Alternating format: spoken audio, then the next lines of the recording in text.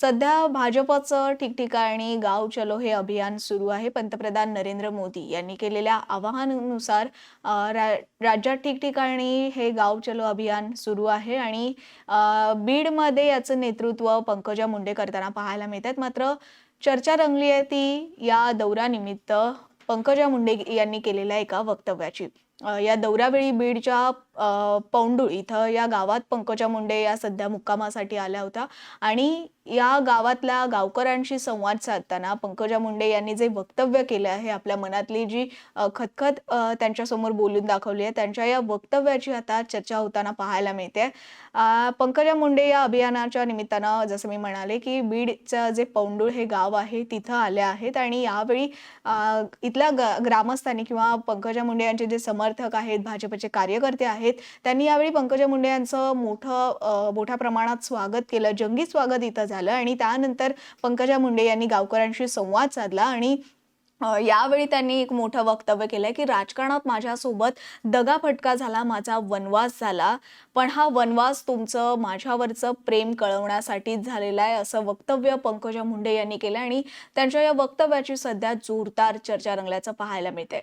पंकजा मुंडे यांचा आतापर्यंतचा राजकीय प्रवास पाहता किंवा मागच्या काही काळापासून भाजपमध्ये त्यांची होणारी एक कुठेतरी त्यांना मागे टाकलं जात असल्याचं किंवा त्यांच्यासोबतच राजकारण होत असल्याचं एक नाराजीचा सूर पाहायला मिळतो. पंकजा मुंडे यांनी ही नाराजी वेळोवेळी बोलून दाखवली. अगदी त्यांचे कार्यकर्ते सुद्धा सातत्यानं ही नाराजी बोलून दाखवतात.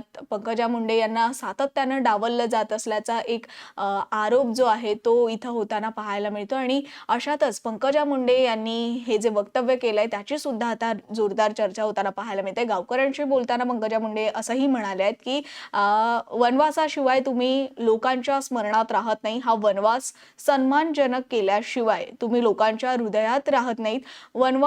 माझा वनवास झाला राजकारणात माझ्यासोबत दगाफटका झाला, पण तो कशासाठी झाला, एवढं प्रेम तुम्ही माझ्यावर करता हे कळण्यासाठीच झाला, असं वक्तव्य पंकजा मुंडे यांनी केलंय. तसंच असा जर दगाफटका झाला, असा वनवास झाला तर तोटा झाला की फायदा झाला, आधी जितकं लोक माझ्यावर प्रेम करायचे त्यापेक्षा 10 पट जास्त आता लोक माझ्यावर प्रेम करू लागली आहेत, हा यामुळे झालेला महत्त्वाचा बदल आहे, असंही पंकजा मुंडे यांनी म्हटलंय.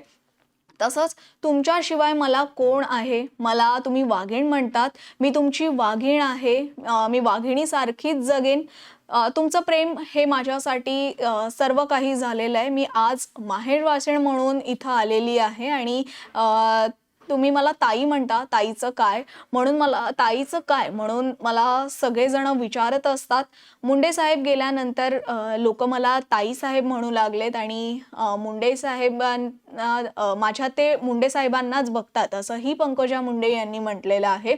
आणि या बरोबर त्या असंही म्हणाल्या की मला तुम्ही कुंकू लावलं, मला कडक लक्ष्मीचं रूप तुम्ही दिलेलं आहे.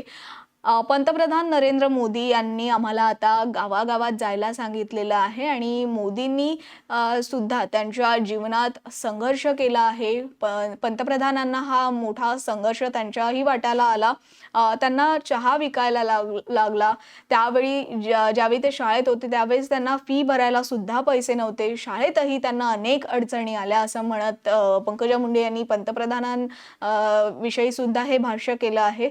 तसंच आपल्यासाठी 2014ची निवडणूक ही अत्यंत दुर्दैवी ठरली.